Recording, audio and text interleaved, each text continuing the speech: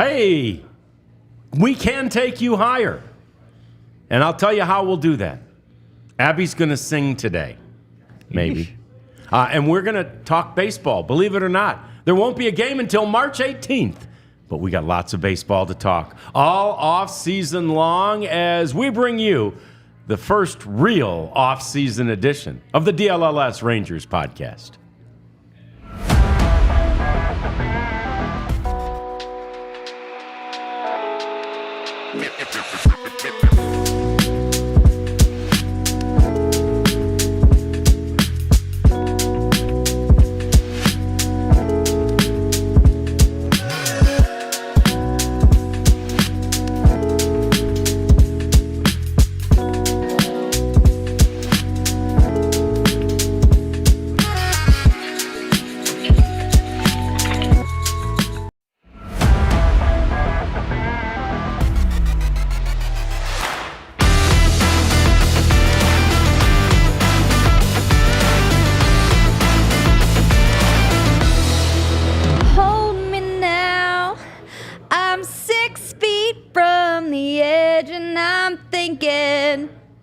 I said she might sing. I never heard that song before. And she did.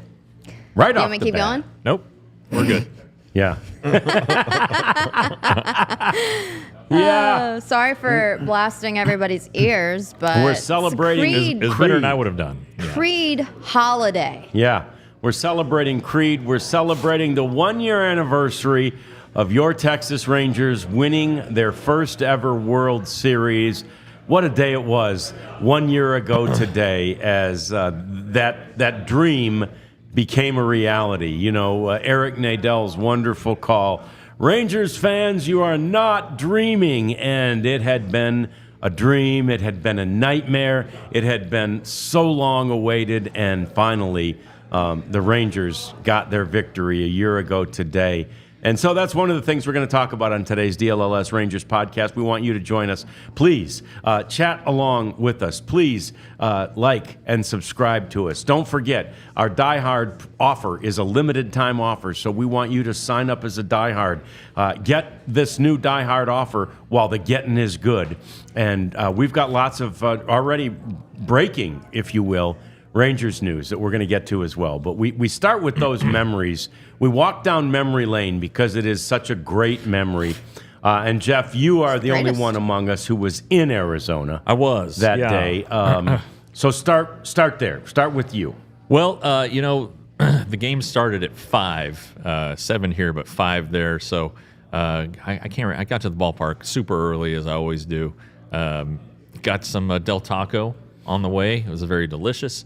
And then you kind of wait and get things going, and you could just kind of feel, though, that it was building. And the night, something that struck me that was said the night before, I asked Nathaniel Lowe, I said, how are you guys going to get ready for tomorrow? What's the mindset? He said, hydrate. So I think he knew that they were going to clinch tonight, and he was going to be drinking. And so he was drinking a Z-Biotic. That's what he was doing. And so, but as the game kind of unfolded, I mean, it was a great game. It was tight. It was tense. You just felt like Arizona was going to break through at some point against Nathan Eovaldi in every inning. And he just kept coming out. And while Zach Gallen was, had a no-hitter, you just felt like Arizona missed its chance. Yeah. Arizona really missed its chance. And then the Rangers scored the 1 run on Mitch Garver's hit in the 7th. And, between Aroldis Chapman and Josh Sborz, they held things in check. And then, the Rangers did what they had done the whole series, which was break through for a big inning, did it in the 9th. Yeah. Everything was great. And then it was just a matter of time. It's like, okay, this is happening. What am I going to write? I was like, I got to get this on video, for my YouTube channel. So I believe I watched the last out through my phone. Yes. And that's just kind of where you are these days in journalism. And so then we all know the post-game spiel. You go downstairs, you run around, you try to find where to go, how to get on the field, and then you go into the clubhouse. Anyway, it just happened so fast. You didn't really get a chance to soak it in. And so I think my soak it in moment came when I was leaving the ballpark after I'd written a story or two, and I rode down with Eric Nadell and Matt Hicks. And, for Eric, I hadn't heard the call at the time because we don't have any audio in the booth or in the club press box. You could tell it had been 40 plus years for him, and it was a cool moment that it started to realize all the people that it affected. Yes. Eric Nadel, John Blake, guys like that who'd been with the club forever. And then as I went out, I was walking to get out of there, and it still had on the big video board 2023 World Champs Texas Rangers. So I took a picture of that, and by the time I had walked back up the stairs and was walking out, I turned around one last time, and it was gone.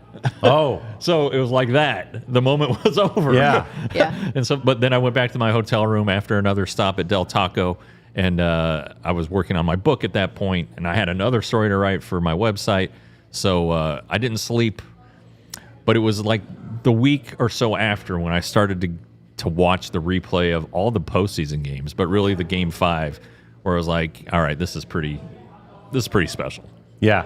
Really unbelievable. Abs, you were what? Doing where? Where were you? What were you doing? I was at the Bally Studios. Okay. We weren't flying out to cover the event there, but we were still all together. And I'm not from Texas, so I don't have the this has been my team since I've been alive. But I covered the team at a really low point in their season. This is the first team that, I've really been around from start to finish for a few years now. And so for me, to be at this early stage in my career and get to cover something like this, I mean, people, don't accomplish this and don't really get to say this is a part of their story, even if they've been in the industry for 40 years. It really comes down to luck and talent. And so I feel fortunate to even have this, a part of something I got to cover and be a small part of. I did rub it in my dad's face because he never won a World Series. So I was like, hey, I cover a team that won, which is fun. But no, it was an incredible moment. I was telling Jeff a little bit earlier, I don't think it's sunk in for me, not even at the parade. The parade was amazing, and that's the first World Series championship parade I've ever been a part of. But the opening day, I was like, oh my gosh, the Rangers won the World Series. Yeah. Like it didn't really click for me until the ring and the banner and the trophy and the presentation and all that. But it was amazing. It was spectacular. And when you were just telling your story, it brought up a memory of mine that goes way back to early in my career. My very first year in the business, 1984. And so I covered the Tigers winning a World Series in 1984 in my first year in the business. And then it was like, yeah, this is what you do. This is what you do on a yearly Cover World basis. Series. And I Yeah. obviously covered a few that the Rangers didn't have success Yeah. in. Yeah. But I never covered a winner again until all these years later. Yeah. And to your point, Jeff, about Eric Nadel, I don't want to say Eric's old, but Eric was broadcasting the Rangers when I was still in high school. Look at this. I'm old. It's been a minute since I've been in high school, and that's how long Eric's been around, which is truly amazing. I mean, first of all, he got the job as a pretty young man, and secondly, he has been, Hall of Fame worthy. So good at doing what he does for all these years. So it's absolutely fantastic, and that call was just give you chills. Every time I hear it, I get chills. Yeah. Yeah, and the opportunity, with a 3-1 lead. I mean, even if it had been Game 7, I'm sure he would have been thinking about what to say, and the dream. I think he'd had a dream that night or something, and I don't remember the story exactly, but it's perfect. I mean, it really was, and. I didn't hear any of the calls from the Dodgers people this year or previous calls, but that one sticks with you because of we know who said it, but it was perfect and it was right. The Rangers had not won a World Series ever, and it had been so many people's dream for it to happen, and it finally did. And Josh Sborz, I mean, that's got to be the most iconic photo of Texas Rangers history. I asked him about it, I guess, in the off season, and I was like, because everyone thought that was going to be Leclerc's moment. Oh, sure. I mean, but Bruce Bochy goes with the hot hand, and, thank God he did. But I asked Josh, I said, have you thought about how many houses your photo is now in? And he's like, I can't even imagine. That's something I never dreamed of. And then I showed him this guy that had the final out on his car.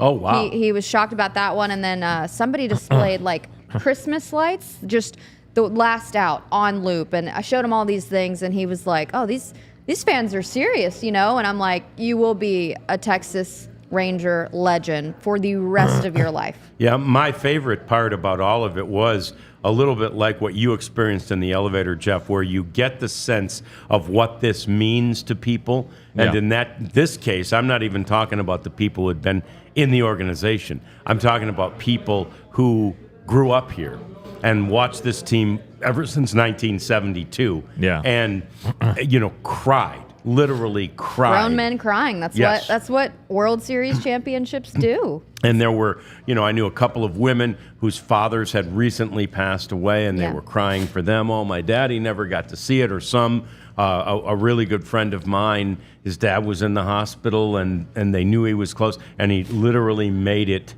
to see the Rangers win the World Series. And the next day or two after that, he's like, all right, God, you can take me, man. I've seen all the I want to Rangers. see. All this world has to offer. Yeah. My Rangers won. I'm good. Yeah. Yeah. No, we, I don't know. This is a humble brag, I guess. But, I was able to have that book of my stories throughout the season compiled by Triumph Books and turned into a book. And I got a nice little payday, which was great. But so yesterday, my daughter had her school Halloween parade. And I did not see this, but someone, one of our friends did. I guess that there was a kid who dressed up as a baseball player. You had to bring the book. You had to bring a book that related to your costume. And so he was a baseball player, and he had my book. Oh, that's great. I was like, hey, that's pretty cool. There you That's go. fantastic. And by the way, speaking Love of that. books, and this is a quick aside, not related to baseball, but did you write a book about high school football stadiums? I did not. That was not me. There's No. another Jeff Wilson. Yeah. There are Okay. a couple of us out there. Okay, because I was going to, the ticket guys were talking about a book, that showed all pictures of high school football stadiums. Thank you, Jeff Wilson. And I'm like, well, yes, thank We you, know Jeff one. Wilson. It was not me. It's not me. All There right. was there was an AP It reporter. wasn't J-Dub. No. There was an AP reporter in LA a number of years ago whose name was Jeff Wilson, and there was a freelance writer who, before the TCU played in the Fiesta Bowl in 2010, named Jeff Wilson, who wrote a story for USA Today. And the late Eddie Gossage, the TMS former president, was in Phoenix. I ran into him. He goes, "Oh, hey, that's a great story you wrote today in USA Today." Or he said, "Is this Jeff Wilson of USA Today?" I was like, what? Maybe they'd picked up one of my stories. Yeah, of course, yeah. And then he was talking about it. I was like, that's on me, buddy. Doesn't sound like anything I've ever written. That's on me, pal. But thanks. As far as I know, there's only one other John Radigan, linebacker from Army. There you go. Who went on to play for the Bears. And we're both kind of built the same. Take Really? it. Sure. Take it Yeah, and yeah, run yeah. with it. Yeah. So, anyway, yes. So, and quickly, we're running out of time in the segment, but the parade, Abs, you mentioned it being down there. I'm not going to lie. I was happy to be in the safety of the Bally Studios. I had cameras. Oh, I and- was on the main set, yeah, baby, I had and it was cameras amazing. and views from everywhere. And again, I was just like, this is awesome. We got to anchor the coverage from the studio, but I didn't have to be in that The mess, parade that throng. was amazing. Yeah. And the Corey Seager moment. Yeah, that was the best. But we Yeah. asked him, we were like, Austin had just told Corey Seager what to say, Actually, Because Heaney took credit for it later. Corey Seager just doesn't do that, Yeah. I mean, and I just happened to be recording it. I got the video of the century. I mean, it was really amazing. Yeah, the parade I was think very it was at special. spring training this year. We asked Heaney about it, and he related the story and said Corey was just basically telling me, "Gosh, I know I need to talk for a long time, but I don't want to be up there for very long because that's something that makes Corey very uncomfortable." And so Heaney had the idea, "Why don't you do this?" And Corey did it and delivered it perfectly. It was amazing. And was able to get off just like that. Drop the drop. mic. Yeah. I guess we'll never know. What else can you say? Yeah. Simply. Yeah. Just fantastic. It was, and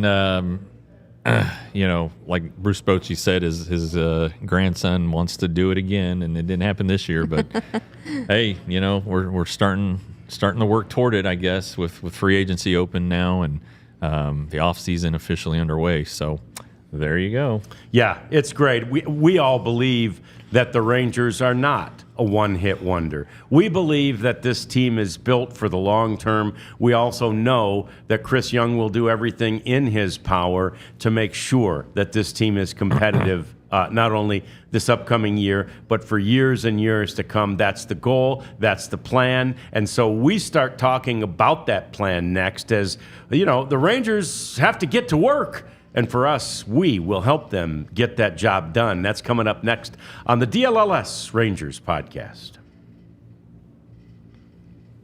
Said it once, I'll say it again. I'm a Bama girl. And where I'm from, people love Roback. I have been knowing Roback for a long time. They are the best performance polos. They have a wicking fabric, so you don't get too hot. I'm in a sweat set. I don't know why, because it's still hot here. But one day when it does cool off in the state of Texas, you can use Roback, take it out on the golf course. It's just great performance polo. It'll last. It's durable. It's great quality. It is comfortable, and it's fashionable.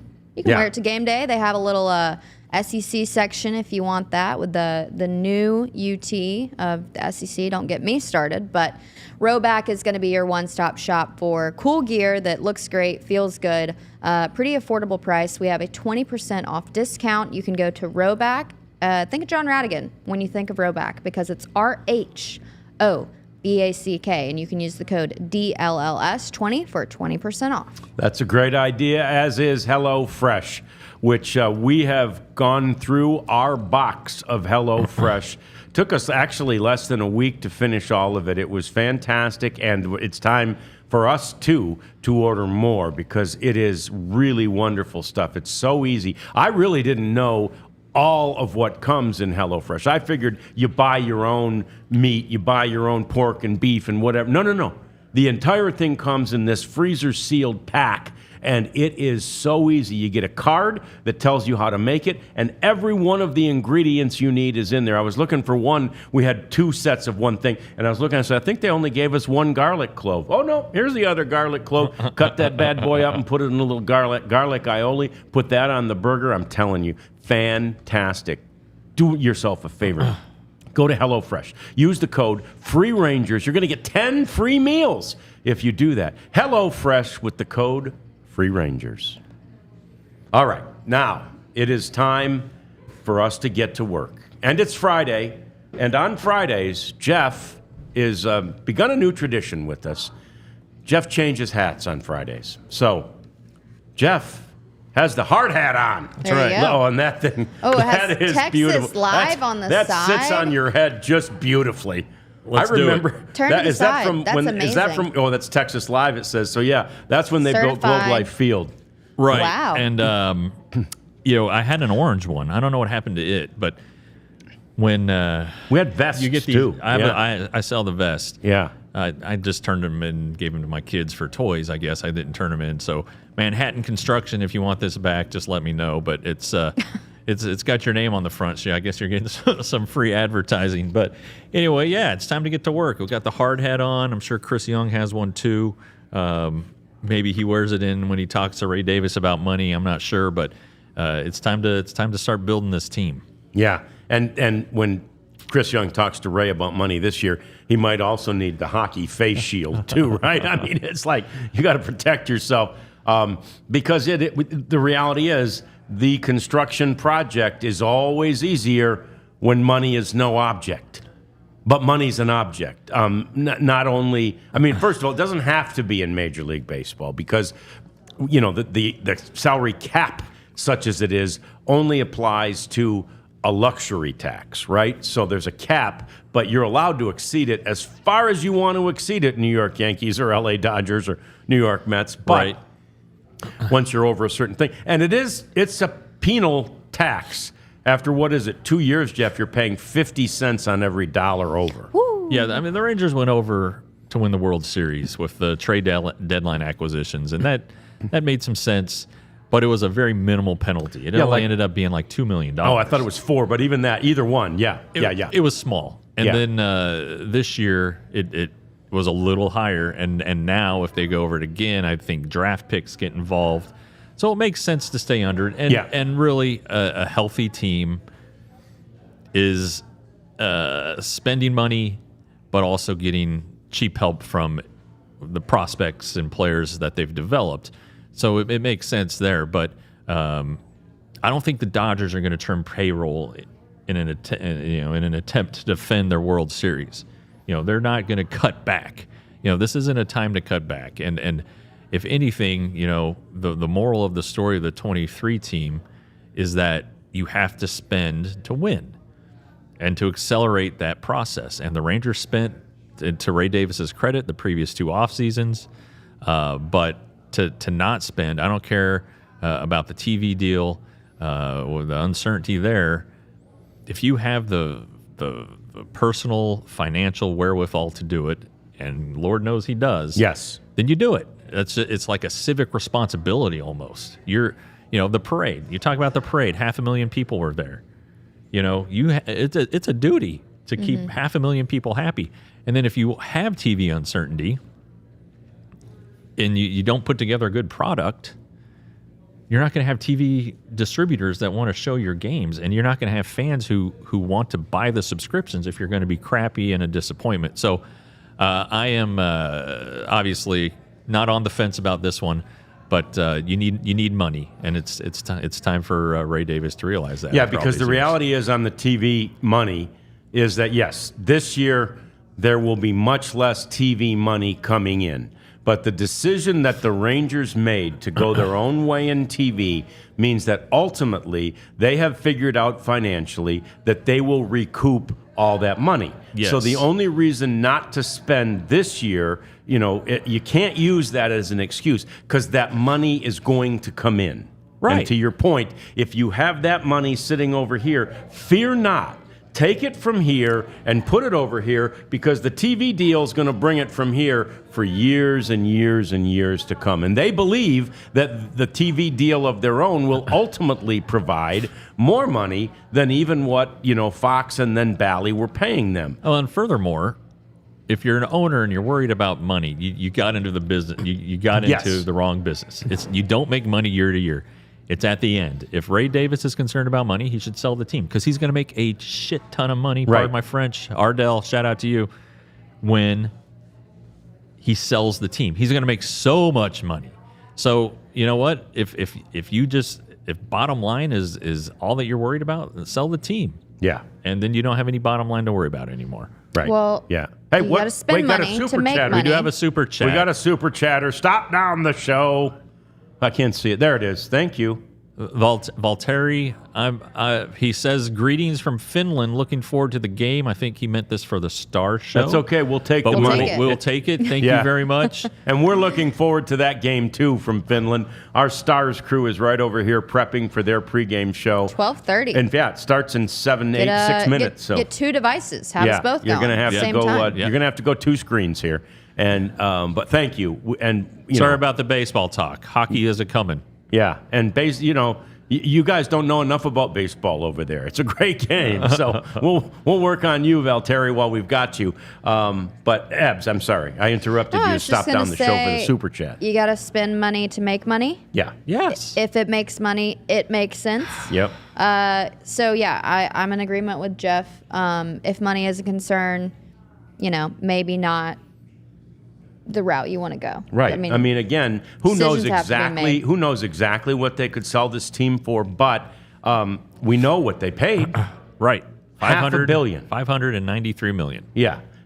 Just over $500 million. My math it's serves worth me right. multiple billions now. Yeah. Multiple. And we don't know how many. Ray exactly. Davis has purchased, bought out some of the minority owners. I believe he bought some of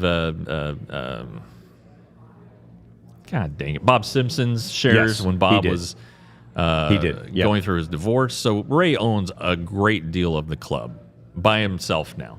And it's probably, depending on who you talk to, it's valued over $2 billion. Right. Some people think it's worth almost $4 billion. That's what I was going to say. Yeah. So, it's a lot of money that Ray Davis is never going to be able to spend. And I don't know that we've never gotten to know Ray well. He doesn't talk to the media. He's friendly enough, I guess, to say hello, though that's about the extent of it.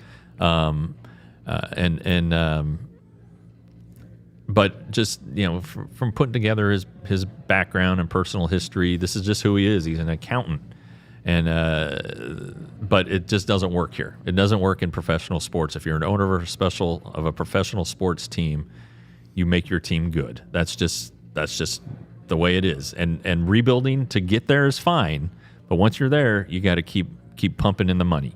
And that he's not apparently willing to do it. We don't have 100% certainty on that. We probably never will. But all signs indicate that the Rangers will not be spending as much. And so then where does that leave you? Well, we're going to get into that. I think it's similar to like the analytic side of the sport and feel. Like some guys, I mean, there are some guys in baseball, it's the jobs are being given to these people that can read a report and tell you everything that you need to know. Well, okay.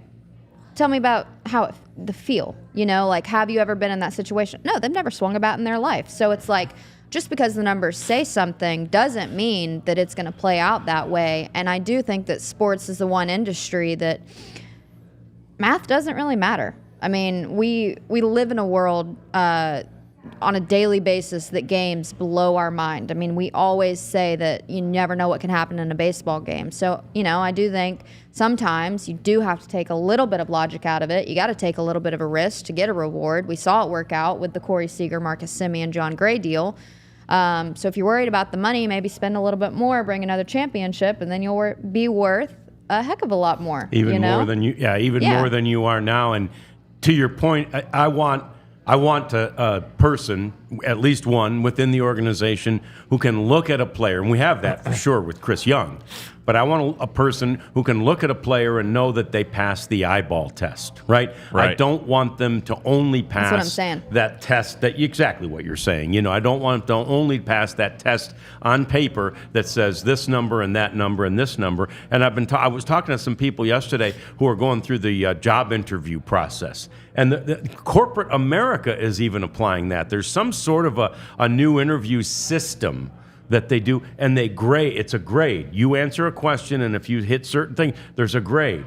And then if you have a higher grade than the other person who answered the questions, you get the job. Right. That's ridiculous. I mean, have some chemistry, right? Well, pass the eyeball test. How many times have we seen a perfect team on paper? Right.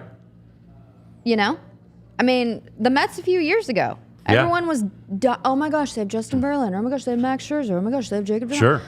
That was the perfect team on paper. Look how long that lasted. And they traded everybody at the trade deadline. Right, and it's, they have the biggest payroll, and, sometimes it works out, sometimes it doesn't. But again, I'm just saying, if you're going to stick to the numbers on this, you're just not going to get too far. But the Mets are about to reload because they're going to try to sign Juan Soto, and they have Pete Alonso too. Those guys aren't going to be cheap. No. So it's not like suddenly Steve Cohen got alligator arms and reaching for the check. No. He's going to try to go for it. And I'm not saying the Rangers have to re-sign Juan Soto or have to sign Juan Soto, not re-sign. But, there should be no doubt that they need to re-sign Nathan Eovaldi, Kirby Yates, try to bring them back, and then try to add whatever pieces are necessary. Look at the team's weaknesses from last year and make sure that those are covered. Yeah, and that is where we are headed next.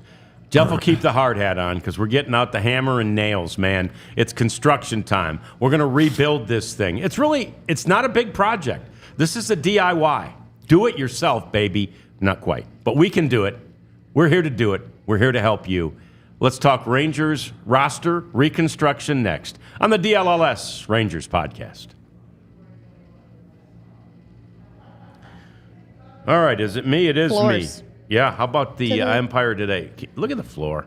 Oh, you can't quite see it. Our floor in here is Empire Today. I can't believe the traffic we've had in here, and there is not a mark on it. It's beautiful. They installed our floors here, Empire Today did, and they should install your floors for you too. They are the industry leader, frankly, in flooring. They are the ones who invented all of these products, and they are the ones who everybody else tries to copy, but they really can't. Their product is inferior, and their process is inferior too. Empire Today is the best possible product you can get, with the best possible backing and the best possible, people that help you do this thing. Don't forget about that beautiful technology. Taking a picture of a room, and then you bring it to Empire Today, and they can show you any number of different flooring options available for that room. You can get $350 off your new floors if you'll go to empiretoday.com/DLLS.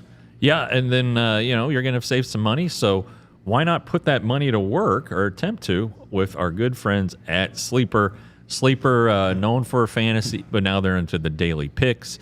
It was only a week ago today that I had my biggest sleeper strike, my biggest sleeper hit. I haven't had as much success with the NBA. I'm hoping to rebound with college football this weekend, but what you do is you choose whether your favorite or least favorite player, or just something you know is going to happen, has more or less yards, points, home runs, whatever it is, and the more you amass, the higher the return becomes. It's really fun. You're not going to go bankrupt doing it. Be responsible, all that stuff, but it is fun. And if you think you have what it takes, download the Sleeper app and use the code DLLS Rangers to get up to $100 match on your first deposit. Terms and conditions apply. See Sleeper's terms for use and details. Currently operational in 25 states, including the great state of Texas. Quick reminder to avail yourself to that new Die Hard offer, and we're going to have a complete spot to remind you of that again. And if you are already a Die Hard, and a lot of people have signed up lately with this special limited time offer we have, and they're feeling good because now they get to see things like what Jeff wrote today behind the paywall. That's part of the Die Hard deal. But anyway, today there is a list of the free agents, that are basically on the Rangers now, that immediately became free agents as soon as the World Series ended, and what Jeff believes will happen with each of them. Yeah. And it's great. It's really well done, and it gives you a prediction. So let's run through these hard hat predictions for what the what's going to happen with the free agents that are out there. And of course, the number one name on the list every time is Nathan Eovaldi, and of course he's number one on your list as well, Jeff. He is, and technically he is not yet a free agent because he has not declined his player option, but everybody expects that he will do so. Same with David Robertson and the mutual option for $7 million, and the Rangers are probably going to buy out Andrew Chafin. I'd be shocked if they didn't. So anyway, but Nathan Eovaldi is the guy. He's the Rangers guy. I think the Rangers are his first choice. A couple things. Eovaldi was really excited to see Rocker and DeGrom pitch and perform. And boy, for a guy who wants to win, who's he's not old, but he's kind of he has fewer years ahead of him. In the rest of his career, and he wants to win. Okay, so to see DeGrom and Rocker and even Tyler Mahle be healthy, boy, pitching wins championships, and Nathan Eovaldi knows that because he's won 2 of them. So that is really enticing. The geography we've talked about, with him being closer to his home in the Houston area, that's great. The problem is he has to be convinced that the Rangers are going to win. And money and ownership go a long way toward that. So that's going to be Chris Young's biggest sell job, is that things don't look good maybe this season, or not as good as they can. But once this TV deal is settled, everything's going to be fine. I mean, keep in mind, Chris Young signed an extension. Yes. Chris Young believed what Ray Davis told him.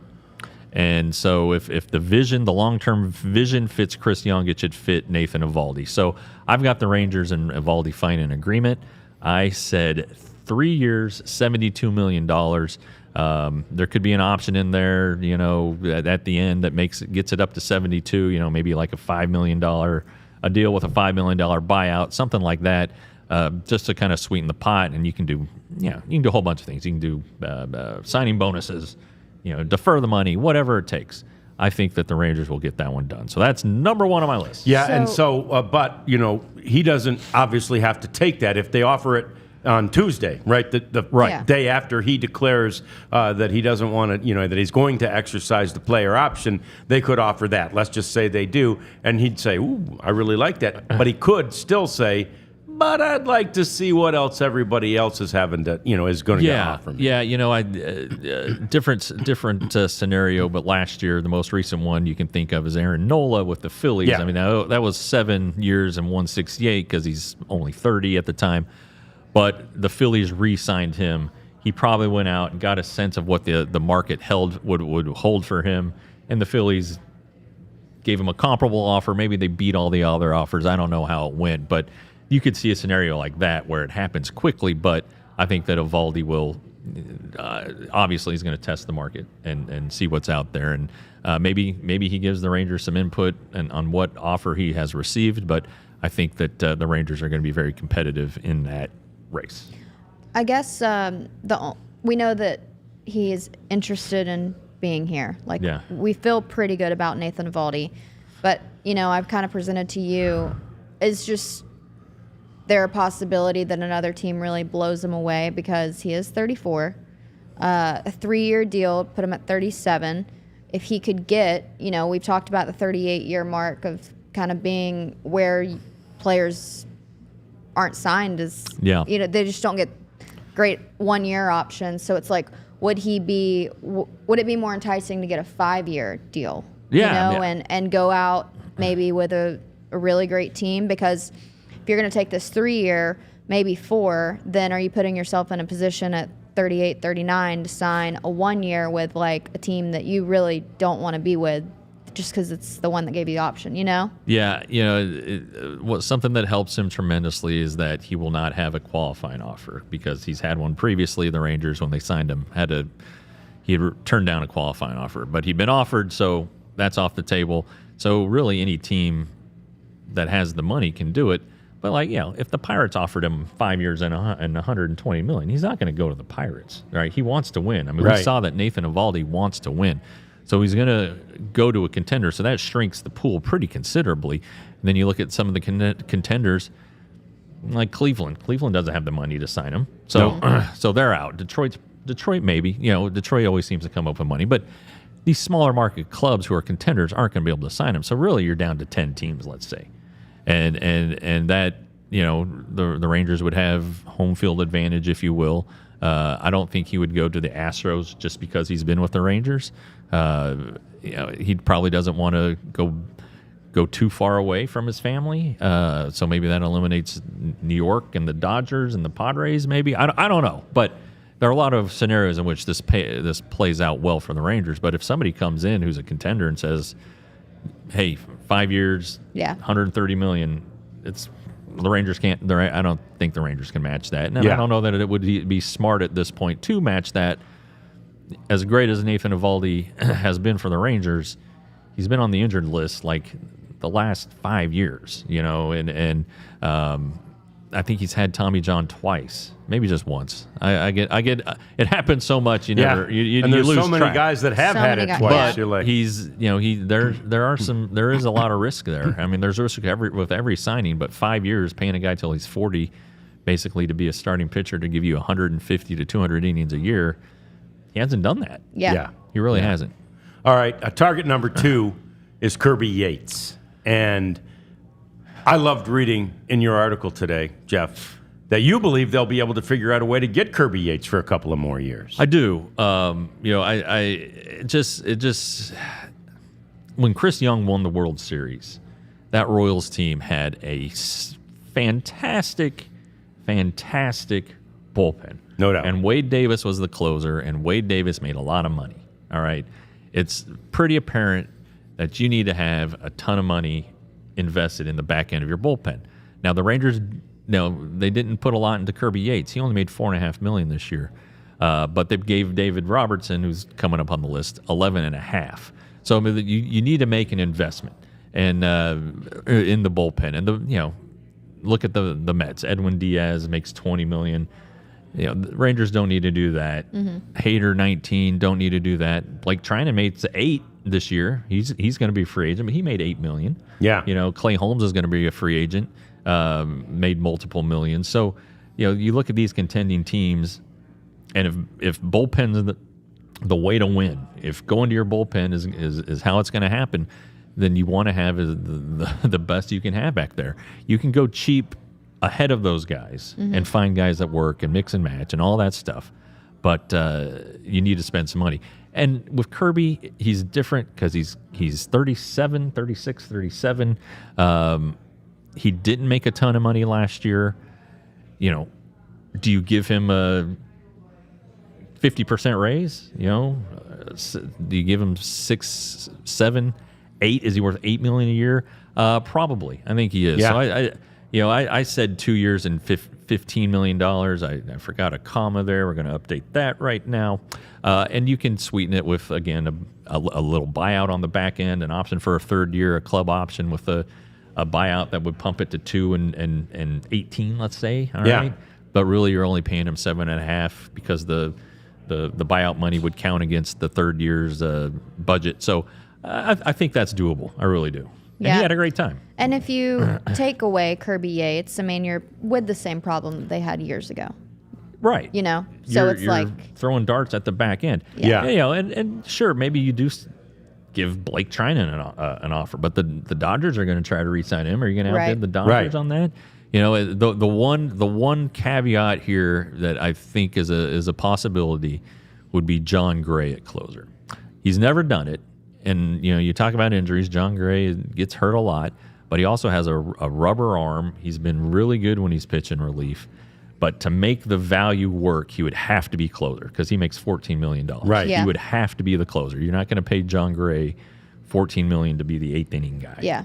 That's just not how it works. And if you're trying to maximize value and dollars and all that stuff, really, I like that. The only internal option would be Gray. In my opinion. We've seen John come out of the bullpen, Right. but to your point, and you know this, and your dad knows this better than anybody, there is a certain mentality for a closer. Yeah. And as much as we know about John Gray, and we love John Gray, what a great guy, and he's done a great job, and there are many in the organization who believe he has the best stuff on the team. That said, does he have the mental fortitude, the mental capacity even, to be that closer? Well, that's just it. You have to want to do it. Yeah. And I don't know that he wants to do it. I think he wants to be a starting pitcher. So I was going to say, it might the take shift. some massaging by Mike Maddox and Bruce Bochy and Chris Young if that were the route they would go. But I think that signing a guy who has pelts on the wall is the best way to go with such a vital. And look, remember 2023. Forget the playoffs when everything seemed to work out. The Rangers blew more saves than they converted. It almost cost them a chance at going to the playoffs. And if this team had been any good, and going to the postseason with Roberts and Yates would have been pretty That darn would good. have been a salty 1-2 combo back there.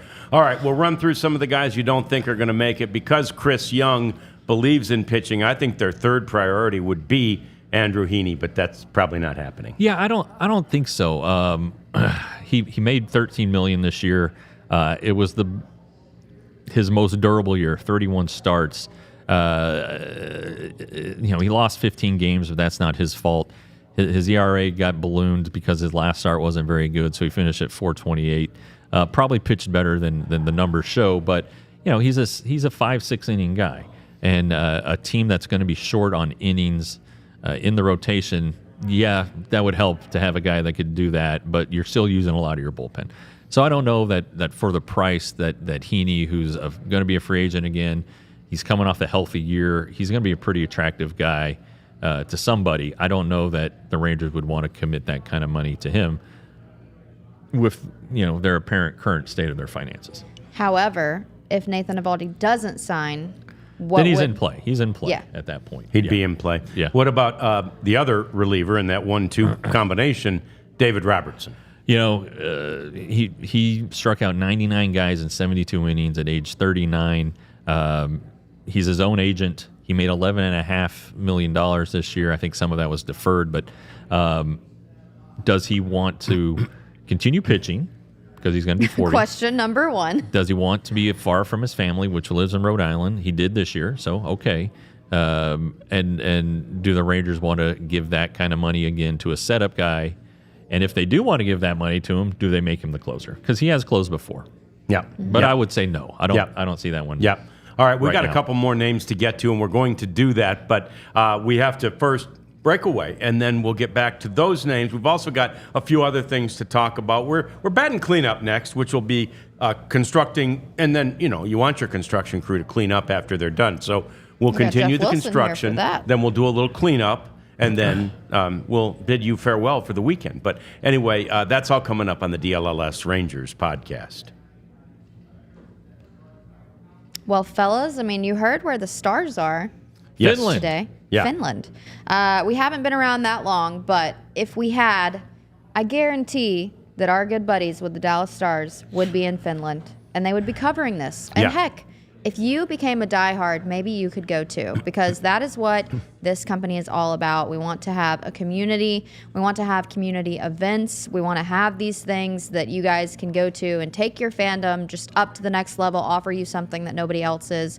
That's what joining and becoming a diehard lets you do. You can get 20% off the events, and hey, if you're going to Finland, I think I want a 20% discount. Yeah, you're going to need your 20%. No doubt. there. Yeah, so No doubt. it'll literally pay for itself in that alone, and then you get a free T-shirt as well. We've been talking about a spring training trip that we are so hopeful that's going to happen. Baseball is just the best, and there's nothing like spring training, so we're hoping to get you guys out there. Come hang out with us. It's going to be a fun time. Get your Dallas Die Hard merch. You get a free T-shirt when you join, and check out the merchandise while you're at it. I just noticed that next year, March 18th, is the first Major League Baseball game being played in Tokyo between the Cubs and the world champion Los Angeles Dodgers. And of course, Yeah. with all of the Japanese influence, Shohei, obviously, Yamamoto on their team, they have a big Japanese. So I'm kind of glad that the Rangers aren't in a position to take the team to Tokyo yet, because it might be a hard sell for us to get a whole crew out to Tokyo for that trip. But that said, we would if we did. Arizona's a little more doable. It's a little more doable. So, and also when you go to Arizona, make sure you've gotten yourself some merchandise from store.allcitynetwork.com. I've got a couple of more shirts. I've got a model. You've got a couple of more shirts that you've got to buy. Go ahead and go to store.allcitynetwork.com and get you some DLLS merchandise today. All right, let's continue building, Jeff, and let's talk about a couple of other free agents. Again, if we're talking pitching, which when Chris Young is the general manager, that's the thing you have to talk about most. And Jose Urena had a great, X-Factor. Oh, great man. season. Right? did. So they've got to re-sign him, yeah? Well, yeah, but I think he had so good of a season that other teams are going to give him more money. Yeah. Yeah. And he has been a starter basically his whole career. He came up with the Marlins, threw a no-hitter for him. Had a couple bumpy years there, including 2023, where he seemed to find something with the White Sox. And then he came here, minor league deal, pitched his way onto the team, and pitched great. Could start games, was a multi-inning reliever, threw hard, threw a lot of strikes. I think that he's probably worked himself into a situation where he can be a starting pitcher somewhere. I don't know if it would be on a contending club. That's the one thing that might sway him one way or the other. But I think that as he continues to extend his career, the most money is going to be in starting pitching. And if he wants to keep pitching, then I bet he gets a chance to start somewhere. It could be a one-year deal where maybe a non-contender signs him and tries to flip him at the trade deadline. You see that happen a lot with teams that maybe might flirt with contention, but then ultimately, kind of like the Tigers, with Jack Flaherty. Yep. And obviously the Tigers took off after they traded him, but I think that's a more likely scenario for Urena to take a deal where he could be a starter. All right. He was great out of the pen. 109 innings. Yeah, yeah, He's just- so durable for the Yeah, Rangers. but of course he wants to be a starter. Right. You don't blame Right. him. Right. And I suppose, again, if Nathan Eovaldi gets blown away by some offer, now maybe the Rangers become more interested in Urena as a starter. Sure, maybe. Yeah, Definitely yeah. Definitely a possibility. Yeah. So, all right, how about Travis Jankowski? We all love Travis, and I'll be honest. I think we don't have to be honest. The Rangers could do better than Travis Jankowski offensively. No question about it. His bat just he hit a home run on opening day. The pitch hit home run, game tying home run. That was his only homer of the season. All right, so that kind of tells you Travis is the thunder in his bat, but he is a winning piece for a team that has hopes of winning a championship in the playoffs late in the season. You need a guy who can come in and play great defense, or a guy who can come in and steal a base. And Travis Jankowski can do that while being a great teammate and while staying ready, as he did last year in the World Series, coming in for Adolis Garcia and really helping the Rangers win Game 4 with a couple hits there early in that game. So, and he's a wonderful teammate. Yeah. And so he's nurtured other young outfielders. So I, probably showing a little bias here, have the Rangers re-signing Travis, not for a raise. Same money he got this year. 1 year, $1.7 million. Paste. That's right. But hey, I mean, he's a gem, Yeah. Like, I'm not even talking about as a person. Like, how hard is it to find a utility player that has that positive attitude, is able to go at the drop of a hat, can show up big defensively? Like, I'm not saying this guy's the best player that we've ever seen. Travis Jankowski himself will tell you that. He's well aware of, his contributions as an athlete. But I think it's so few and far between to find this type of player that ego is checked at the door. I mean, this guy's been in the league for, 10 years, and it's like he knows his role and he plays it really, really well. I think that is, if you don't have him, who's going to be your backup? Who's going to be your sturdy The backup? Rangers are they have questions with Evan Carter, right? I mean, they expect Evan Carter to be on the team. You expect, obviously, Wyatt Langford. Adolis Garcia is under contract. So there's 3 outfielders. What do you do with Leody Taveras? Are you going to non-tender him or keep him? Because he does a lot of the same things that Travis does, and he hits the ball out of the ballpark more. So that's 4 outfielders. Okay, so what do you do with the 5th one? You try to shore up where you were weakest last year. Well, the Rangers were not very good against, their outfielders were not good against right-handed pitchers. Everybody talked about left-handers, and that's why they got Robbie Grossman and why there are issues with or concerns with Taveras and Carter, but they didn't hit right-handers either. So do you go get a guy like Mike Yastrzemski or Jock Peterson to do that, and Peterson could DH, give Adolis days off. So, it's hard to carry 6 outfielders, I think, especially when you have Josh Smith who can play outfield, Duran can play outfield. But what if those guys end up in a trade? What if you end up non-tendering Leody? If money's an issue, then signing Travis Jankowski might save you $2.5 million over Leody. So, Travis signed during the Fan Fest. He signed the Friday of Fan Fest late in the off season, and again, it was for a real friendly price. He had turned down more money to go elsewhere because he really believed in the Rangers and still does, I'm assuming. So we'll see, but that would make me happy if he were back. Yeah, I think it would make all of us happy. Is that it? Did we cover everybody, or is there anybody? Carson Kelly. I think he's a first-time free agent. Yeah. I think he's probably going to take a bigger deal somewhere else. Jose Leclerc, when the Rangers take him back, probably for less than the 6.5 he made, but he can probably do better than that in free agency. Then, Andrew Chafin, I don't think the Rangers would re-sign him unless it was for less, and he also is kind of a homebody up in he lives in Ohio, so I think that's why he keeps re-signing with the Tigers. And then, Max Scherzer is a huge name. Yes. Yep. He's 40 years old. He made 9 starts last year. He dealt with injuries, a nerve injury.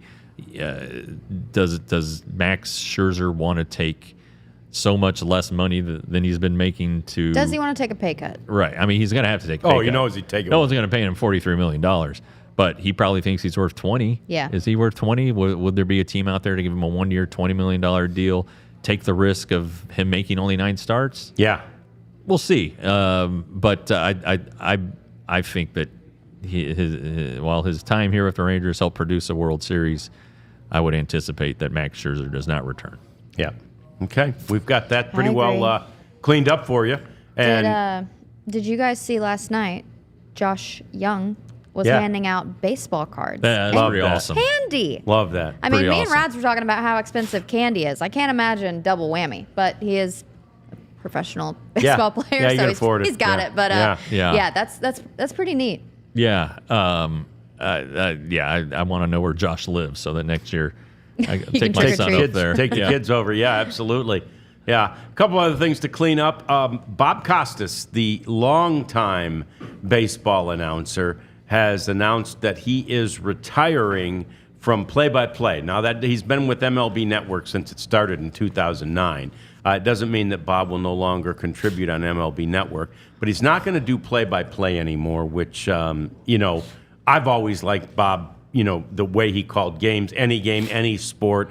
Overlapped with him when I was at NBC5 and he was at NBC, so I like Bob. I know he got lots of criticism this year for what was ultimately his last game. It was for TBS when he called the Yankees-Royals Game 4 of the ALDS, and maybe this younger, newer generation of players was just not into Bob's style of calling a game. I can't lie. I muted the TV. Did you? That series. Yeah. I did not. What didn't you like, out of curiosity? So monotone. Okay. So it just wasn't enjoyable. I've switched to the Roback hat. A shout out to Roback, who Lovely. was a part Yeah. of our sponsor of our first segment. Yeah. But I remember I was possibly grade school, but I think, okay, we're going to say high school. Bob Costas would do Lou Holtz's weekly show with Notre Dame football. Okay. And so Bob was talking and gave this really long worded question that really wasn't a question, but you knew it was a question. And there's this long pause, and Lou Holtz said, "Did you ask me a question?" And so Bob can be a little wordy. He was Just a little get to your point. pontificator. Yeah. He Get to your does do point. that during his broadcasts. He does have a lot of knowledge, but it seemed like that would interfere. Vin Scully would be able to do that, but Vin never missed a beat. Yeah. and was answered the bell when the moment called for it. And I don't know that Bob he just had a bad series, but you appreciate his analysis on baseball. I don't know that he needs to get into the politics, which he's done a little bit. Yeah, I here saw lately that too, yeah. But anyway, if you like Bob Costas and think he's smart, which he is, keep watching MLB Network. Yeah, he'll still be on there, and I honestly did not hear any of that. Series. I think it's just the game scenario that's Yeah. really, really tough. I'm Yeah, not saying like he's fantastic talent. He's so knowledgeable. It's just maybe the delivery, the end Sure. game, the pace Yeah. doesn't really match, and it's just get to your point, and I don't know. Just Yeah. Well- I realistically did mute it though. Yeah, I don't on- blame you. put I on mean, some music. it's free country, right? Do what you want to do. Let's also bring up the topic of Juan Soto. Well, he's looking for a contract. Just saw this worth at least $700 million. And In free he wants agency. it, which of course is Shohei Ohtani money, but Shohei's taken He wants most it. of it in deferred He money. wants it right He wants up. real money. He wants a He wants real Lambo. money. He wants a Lambo for Monday, Ferrari for Tuesday. No, this is going to be like primetime reality TV for me. I'm going gonna to be watch fun. this Yeah. Soto trade or free agency season like a hawk. This is just entertaining at this point. He's already had 11 teams express interest. So, As they should. yeah.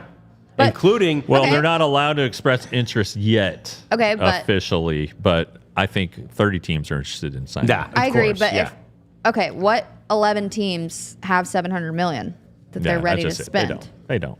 There aren't 11. There's 4. That's what I'm saying. Yeah, Five. there's 4. That's what I'm Yeah. saying. So, Yeah. so are Now, these, apparently these there are teams two, are clearly there just are window two small shopping. market teams that are somewhat interested. That's not true.